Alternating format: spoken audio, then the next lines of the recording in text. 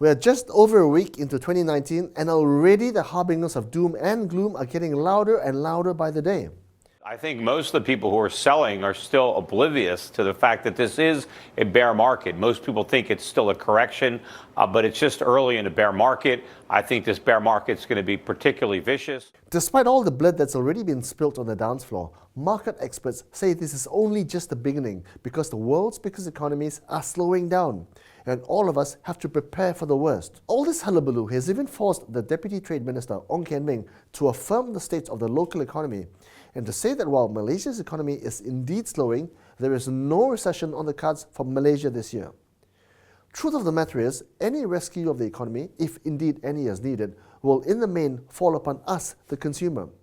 Consumption, or rather private consumption, is what policymakers are relying upon to sustain the economy in 2019.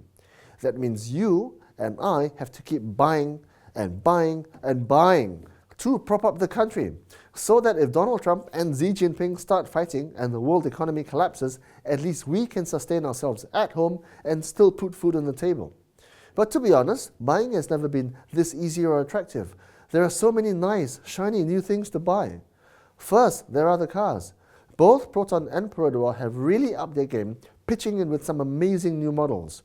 Check out Perodua's all-new, all-singing, all-dancing mini SUV named Arus. It is cheap, it is spacious, it's accessible to the mass market, and at a speculated price of just over 70,000 ringgit. While Proton, fresh from the launch and stunning success of its own brand new SUV, the X70, will soon be launching its own mini SUV at roughly the same price, to combat Perodua's Arus, likely based on the Geely Binium. And then for home buyers, there's the Fund My Home scheme, which is hugely innovative. Whether it's the normal Joe first-time home buyer who gets to stay rent-free for 5 years, provided he or she plunks down the 20% deposit, or the banks who get to participate in a relatively safe long-term investment class, and the developers who get to offload stock in a weak property market, there is something for everyone. And then there are these amazing new devices on the market. Huawei Technologies overtook Apple to become the world's #2 smartphone maker in the second quarter this year. Who would have thought, but the new batch of Huawei phones are outselling iPhones, not least of which in the biggest smartphone market in Asia, which is China. Because Huawei phones are, well, so darn good. So you see what I mean? How can you just resist any of these things? But here's the secret. You can. And maybe, for a select few of you with the discipline and desire, you should. There are many such movements around the world, but one of the most popular and most written about is the one called FIRE. Now, what's FIRE? FIRE stands for Financial Independence, Retire Early. And it's a simple message, really, because all you have to do is live frugally for the first 10, 20 years of your working life, saving everything that you possibly can, so you can retire in your 30s or 40s at the very latest. And then the rest of your life is then spent chasing your dreams, whether it's traveling or contemplating your navel or whatever it is that turns you on.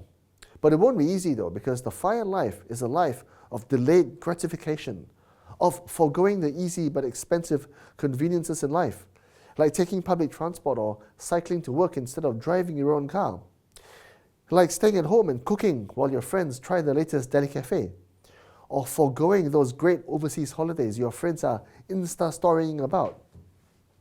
Now, this FIRE movement is especially popular among millennials, gaining traction through online communities, blogs, and podcasts like Fire Drill, Choose FI, and Mad Fientist, all of whom share clever ways of gaining economic mobility by living a gentry class lifestyle instead.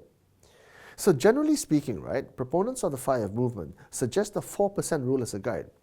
That is to set aside a nest egg amounting to at least 25 times your estimated annual living expenses so you can live the life you want without ever touching your principal. Which is to say, if you want to be able to spend 10,000 ringgit each month in retirement, you need 3 million bucks in savings to be able to achieve this, which is, of course, 25 times that 10,000 ringgit. But actually, there's nothing new about this. It's not rocket science. Penang people have been practicing this lifestyle for centuries. That's why they are so rich. But hey, it's worth thinking about in a year when most experts predict a plunge in just about everything. In fact, there's even a growing school of thought that cash and gold are the only places to put your savings in this year, which can and does fit in with this whole FIRE school of thought. Since you'll have so much money left over from not buying a new car, house, or smartphone, It's just that this isn't exactly what the government had in mind for the economy when they planned Budget 2019. But who cares what they think anyway? It's your life, so do as you will with it. Just saying.